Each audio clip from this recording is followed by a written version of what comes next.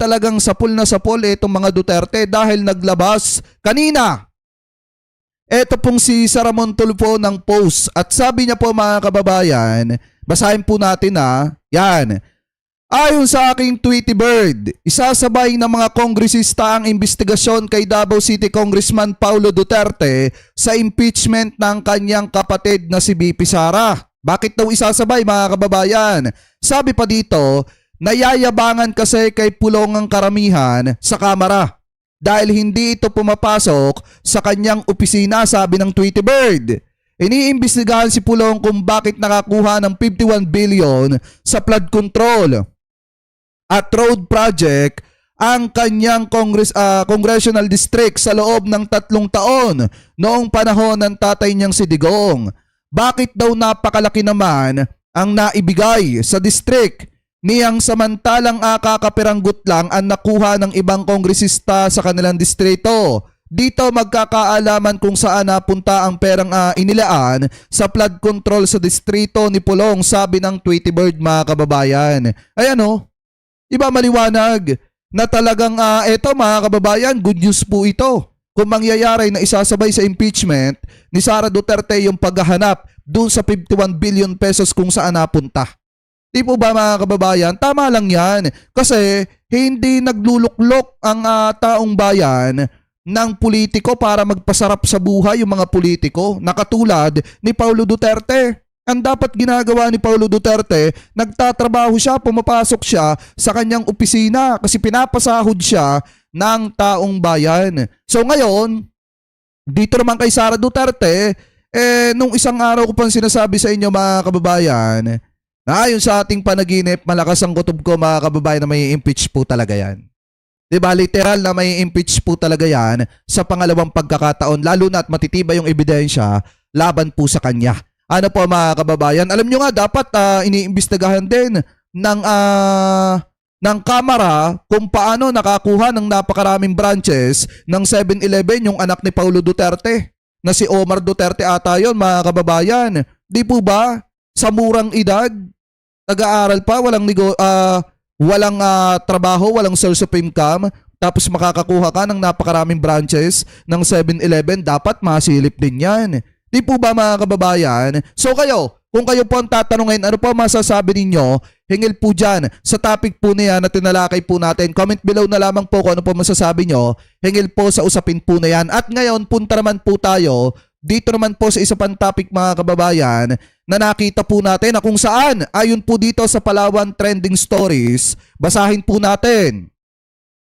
Kasi nanggagalaitin na naman po ata ang isa sa magiting po nating Chinador. Ano po na si Chinador Rodante Marcoleta. Sabi po dito mga kababayan, ayan po yung source natin Palawan Trending Stories. Sabi po dito, Marcoleta tinawag na traidor ang mga bumabati ko sa kanya. So baligtad pa ang nangyari ngayon.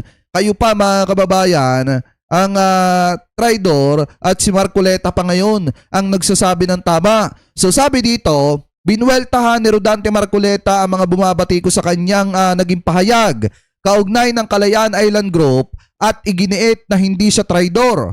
Sa kanyang pahayag, sinabi ng senador na mali umano mga akusasyon laban sa kanya at hinihikayat ang mga kritiko na unawain muna ang buong konteksto ng kanyang sinabi bago magbigay ng komento. Dagdag pa niya, hindi dapat niya dumakdak ang mga walang sapat na kaalaman sa isyo. Ikaw nga wala kang sapat na kaalaman sa isyo ng West Philippines. Kailangan ka pang pangaralan ni Chief Justice or former Chief Justice Antonio Carpio. Diba mga kababayan, alam nyo kahit hindi naman malalim yung kaalaman natin dyan sa isyo ng West Philippines kahit yung normal na mga kababayang Pilipino po natin, alam na atin yan at alam na naipanalo natin yan noong 2016. So dun pa lang sa sinabi mo nakatang-isip ang West Philippines noon. Diba sinabi niya yan mga kababayan at ngayon naman na sinabi mong bitawan ng Kalayaan Island Group, talagang dun pa lang alam na ng taong bayan na ikaw talaga ay Chinador. Di po ba mga kababayan? So ngayon sabi pa dito, umani ng iba't ibang reaksyon ang naturang pahayag lalo na sa usaping may kinalaman sa soberanya at pambansang interes sa West Philippine Sea. So ngayon, kung ang pag-uusapan po natin talaga mga kababayan ay usaping tawag dito, pagtapon sa tiwala ng mga kababayang Pilipino po natin, bakit hindi ko ipakita sa inyo to? Ayan o. Wait lang, hindi pala yan. Nasaan yon? Ayan. Bakit hindi ko ipakita sa inyo to mga kababayan? Or bakit hindi ninyo tingnan ito? Kasi noong 2016 mga kababayan, na tumatakbo si Duterte ang presidente, meron palang isa mga kababayan Pilipino po natin na mangingisda ang nagtanong sa kanya kung ano po ang gagawin niya sa West Philippine Sea para makapangisda ng mapayapa yung mga kababayang Pilipino po natin. Kaya nga sa totoo lang mga kababayan, yung isa sa na-interview ng DZMM Teleradyo, kaninang umaga ata yun, na kung saan parang pinapalabas na ngayon sila nagigipit, samantalang nung panahon ni Digong mga kababayan, nakakapangisda sila ng mapayapa. Wala pong katotohanan yon. At maliwanag, nakasinungalingan po yon. So eto, pakinggan nyo mga kababayan. Ano po ba ang pwede niyong gawin para sa aming mangingisda upang matulungan kami na hindi itaboy ng Chinese Coast Guard at para pamingwit kami ng mabuti na mapayapa? Oh, yan yung tanong sa kanya ha. Yan yung tanong kay Duterte mga kababayan noong 2016 sa kanyang presidential debate na kung saan kalaban niya itong si Ma'am Miriam Defensor. So ngayon ito, pakinggan nyo pa. Pupunta ako sa China. Ngayon, pag ayaw nila, then I will ask the Navy to bring me to the nearest boundary dyan sa Spratly, Scarborough. Bababa ako, sasakay ako ng jet ski, dala-dala ko yung flag ng Pilipino at pupunta ako doon sa airport nila, tapos itanim ko. Then I would say, this is our... Nabudol ba kayo? Nabudol din ako. Di ba mga kababayan? Ganyan mambudol ang mga Duterte. Kaya nga sa totoo lang, kung nabudol kayo, kung nabudol ako, kahit nga si PBBM nabudol din eh. Di ba? Nabudol ng mga Duterte. Ang galing-galing nila magsalita. Ano nangyari sa mga kababayan Pilipino po natin na umasa sa kanyang sinabi na sasakay siya ng jet ski at magtatambang siya ng watawat ng Pilipinas? Di ba nabaligtad yung sitwasyon? Saglip na gawin niya yun mga kababayan. Anong ginawa niya? Pumunta siya ng China at nakikiusap siya sa presidente ng China kay Xi Jinping. Ano yung sabi niya? Kayo po, Mr. President, kung ano po yung gusto po ninyo, yun po ang aming irerespeto at susundin. Di ba mga kababayan? Anyway, tuloy pa natin. Campaign joke. At kung naniniwala kayo, I would say that you are really stupid. Dabis na Ayan o. Kita nyo ha. Ito yung nagtanong kay Duterte. Yan yung nagtanong kay Duterte. Ngayon, ano ba sabi ni Digong mga kababayan dito? Nag-joke lang pala siya. Joke lang daw kung naniwala kayo, stupido daw kayo. That is a pure campaign joke. Oh. At kung naniniwala kayo, I would say that you are really stupid. dabis Di ba? Sinisi pa yung mga mangingisda na nananiwala kay Duterte. Ganyan mambudol ang mga yan. Kaya yung mga didisit dyan, ngayon pa lang mag-isip na kayo bago pa kayo maging tuluyang karton din. Diba mga kababayan? Alam niyo yung mga anak ng karton dyan, kailan kaya kayo magkakaisip? Diba mga kababayan? Kailan kaya kayo magkakaisip? na pagkadismaya, lalo't kabilang siya sa mga bumoto kay Duterte. Nagsinungaling naman sila sa amin. Hindi naman yung tinupad yung kanya, yung sinabi niya sa amin. Di ba? Ganyan. Yung mga kababayan Pilipino po natin, yung mga didisit dyan, na nagsasabi na marunong tumupad ng may isang salita itong si Digong. Mas may isang salita pa nga si PBBM eh. Kasi nung sinabi ni PBBM na pangarap niya na mapababa ng 20 pesos yung bigas, o di ba may 20 pesos na bigas? Nung sinabi ni PBBM mga kababayan na mamimigay siya ng lupa sa mga kababayan po natin magsasaka na benepisyaryo, di ba? Kita nyo naman namimigay ng lupa ang gobyerno ni PBBM. Nung sinabi ni PBBM na kailangan may managot dito po sa maanumalyang flood control, kita nyo naman, unti-unti nang may mga nananagot. Di po ba? Anyway, tuloy pa natin. Dapat, hindi yung joke na sabihin niya. Gawin niya yung sinabi niya sa akin noon. Di ba? Para hindi naman kayo magmukhang tanga doon sa Scalburo na ganito yung ginagawa sa amin. Yan Hindi na, alam niyo mga kababayan, sa totoo lang, kahit na ibabalita yan noon, hindi gaanong pinapansin. Kasi yung mga tao noon, mga kababayan, bulag na bulag pa kay Duterte. Bulag na bulag pa kay Duterte. At saka alam niyo yung mga kababayan ng mga panahong yon, mahirap gumamit ng mga video na katulad nito. Baka nga mamaya itong live natin, wala na ito eh. 'Di ba? Baka makopyright na naman tayo. Kaya hindi gaano napapag-usapan ng mga vlogger yan nung mga panahon na yon. At saka kokonti pa lang ang vlogger, mga kababayan, nung panahon ni Duterte. Kasi yung iba takot talagang magsalita kasi pagka kinalaban mo ang mga Duterte nung mga panahon na yon, may kalalagyan ka. Di po ba? Anyway, tuloy pa natin. Hindi rin matanggap ni Carlo ang sinabi ng Pangulo sa mga naniwala sa sinabi niya. Hindi ako estupidong tao. Masamang loob namin na siyempre yun ang sinabi niya, nasaan namin siya na gagawin niya. Pag sinabi yung joke lang. Contender, joke. Sabi nung mangingisda na pinangakuan ni Duterte, hindi ako estupidong tao. Masama ang loob namin. Inaasahan namin, gagawin niya. Joke-joke lang din siyang naging presidente natin. Ayan Diba mga kababayan? Joke lang din siya naging presidente natin. Gusto ninyo, gawain na lang ninyo kaming Philippine Province of China. Kayong mga Pilipino nakikinig ngayon, boundary lang, tubig lang naman, hayaan mo yan. Di ba?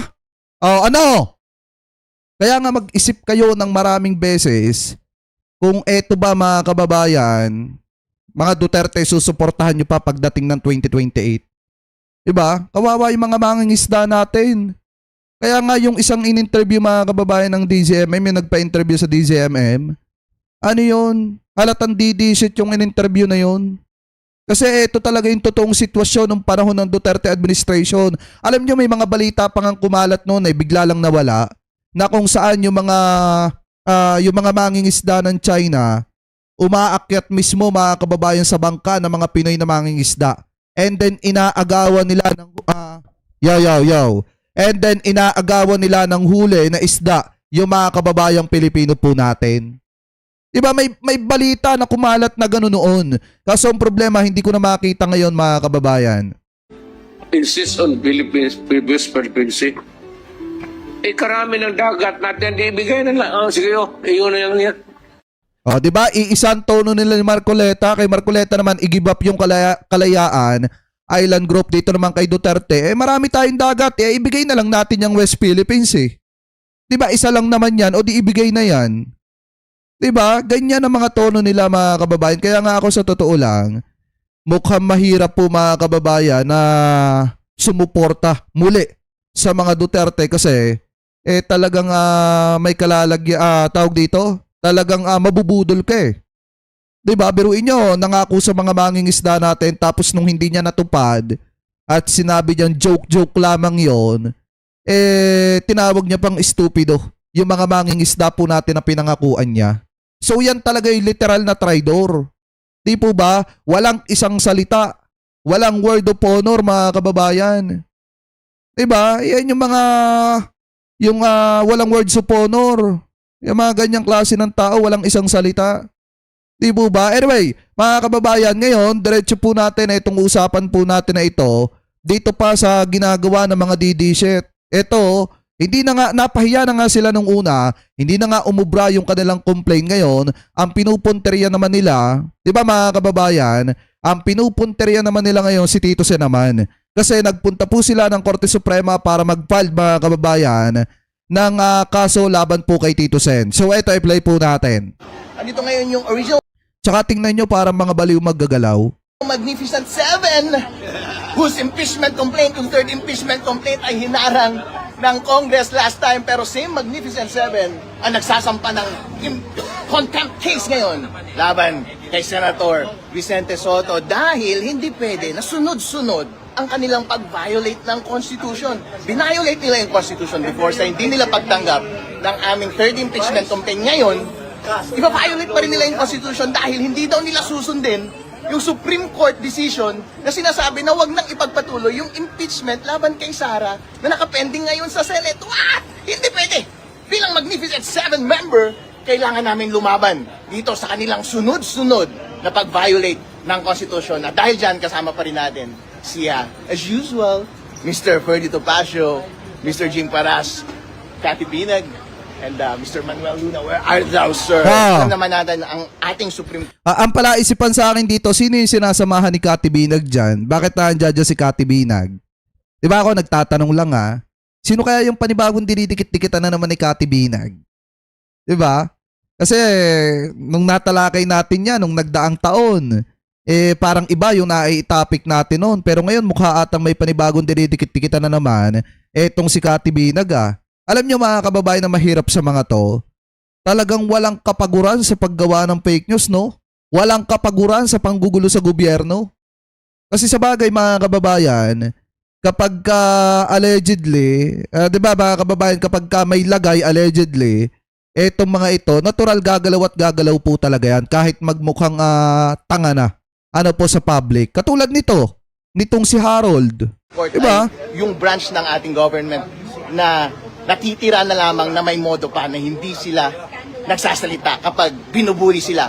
Pero this time dahil nag-file kami ng petition case laban sa kanya, may pagkakataon ang Supreme Court ngayon na i-defenda or i-defend ang kanilang sarili formally dito sa case na ito. At ipinagdarasal namin na ilalatag nila na parusahan din si Vicente Soto III ng same fine or imprisonment dahil mali ang kanyang ginawa. Yeah, buddy! Alright! Sunod-sunod na paglabag ng konstitusyon ang ginagawa ng administrasyon na ito. Ang Alam niya, wala akong nakikitang mali dun sa sinabi ni Tito Sen. Kasi ang ipinagtataka kasi ni Tito Sen mga kababayan, alam naman natin ilang beses nang naging hurado etong si Tito Sen ng mga nagdaang impeachment. So ngayon, kung mapapansin nyo, ang pinagtataka ni Tito Sen ngayon lang nangyari na naibo ang sinasabi ng konstitusyon patungkol po sa impeachment nung kay Sara na tumama. Nakuha niyo yung pinupoint mga kababayan. So ngayon, ang nakita ni Tito Sen dito, kung naiibo pala kapag kaganyan, galawin na lang natin. Isulong na lang natin yung charter change. At least kahit pa paano maaamyendahan yung konstitusyon. Di po ba mga kababayan? Kasi nung kay Sara na nga naman tumama, yung sinasabi ng saligang batas patungkol sa impeachment na matagal na panahong hindi pinapakailaman, bigla pong ginalaw ngayon. Diba? Kaya nga biglang nagbago etong tawag dito, etong sinasabi ng saligang batas, naging Sara Duterte versus Congress na. Diba mga kababayan? Kaya nga ngayon ang pananaw ni Tito Sen, kapag kaganyan ng ganyan, o di isulong na yung yung charter change. Magnificent Seven ay patuloy na lumalaban sa administrasyon sa kanilang consistent na paglabag ng ating konstitusyon. Hindi pwede na hindi ninyo tinanggap yung aming third impeachment complaint laban kay BBM, violating the Constitution, and this time gusto nyo pa rin i-violate yung Constitution sa pamamagitan ng hindi pagsunod sa desisyon ng Supreme Court at bubuhayin ninyo yung sinabi na illegal at void na impeachment case na nasa Senate ngayon. Wow! Grabe tong administrasyon na ito. Nagpa-violate talaga kayo ng Constitution. Consistent. At makakaasa kayo. Kapag consistent kayong lumalabag sa batas at sa ating saligang batas. Hype na hype mga kababayan tong eto mga kaalyado ni Duterte. Alam nyo yung pinipick up ng mga DD shit, yung parang may mga saltik Diba? Tulad dito, hype na hype. Ang grupo na ito ay patuloy na lalaban sa inyo. Dahil kapag kami ay titigil, hindi pwede na magwagi ang kasamaan dito sa ating bansa. Yeah, buddy. Alright. Hindi siya pinapansin ng mga kasama nyo.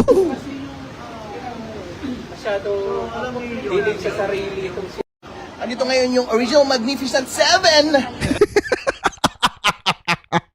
Di ba mga kababayan? Tapos alam niyo yung nakakapagtaka dito, si Tito Sen pa talaga yung gusto po nila mga kababayan na ireklamo. Alam naman po natin na kaya nagsasalita si Tito Sen ng mga ganong bagay kasi may experience na po siya sa mga nagdaang impeachment. At alam din naman natin mga kababayan na kahit sinasabi ng mga didisit na hindi abogado, etong si Tito Sen, maliwanag naman na may mga abogado na kapalibot dyan at may mga empleyado yan na abogado mga kababayan. At maliwanag din naman na lawmaker, eto pong si Tito Sen, tagagawa ng batas. So may alam siya sa batas. Kasi tagagawa siya ng batas mga kababayan So ngayon, ang isa pa dyan, kung titingnan nyo talaga mga kababayan, ang hindi ko maunawaan sa mga ito, basta kampo talaga ng mga DDSet, talagang kahit mali na, ipipilit pa rin nila Katulad na lamang po nito mga kababayan, kahit mali na, ipipilit pa rin po nila. Ano po, dahil lamang hindi sila natuwa sa sinabi ni Tito Sen na galawin ng saligang batas, kung ginagalaw kapag si Sara na yung tinatamaan, nanggagalaiti ngayon yung mga kaalyado na abogado ni Sara Duterte at nagpa-file ng kaso laban po kay Tito Soto. Pero ako mga kababayan, naniniwala ako na kung nabigo sila sa pagpa-file ng impeachment laban kay PBBM, mukhang sa pangalawang pagkakataon mabibigo na naman sila dito. Ano po, kasi unang-una, maliwanag naman na yung mga sinabi ni Tito Sen bilang naging former hurado ng mga nagdaang impeachment at bilang isang Senate President, talagang maliwanag na yun po ay suwestyon lamang po niya. Ano po, at hindi po siya nanghihimasok sa sinasabi ng saligang batas. Ano po, yun yung paniniwala ko dyan, mga kababayan. So kayo, ano po masasabi ninyo? Hingil po dito sa mga sinasabi ni Marcoleta at hingil po dito sa sinasabi ni Harold Respeso, mga kababayan, na mukhang may saltik. Ano po, patungkol po kay Tito Soto. At dito naman kay Marcoleta, patungkol po dun sa tinatawag niya mga traidor na bumabatikos daw sa kanya. So comment below na lamang po ako ano po masasabi nyo. Hingil po dyan.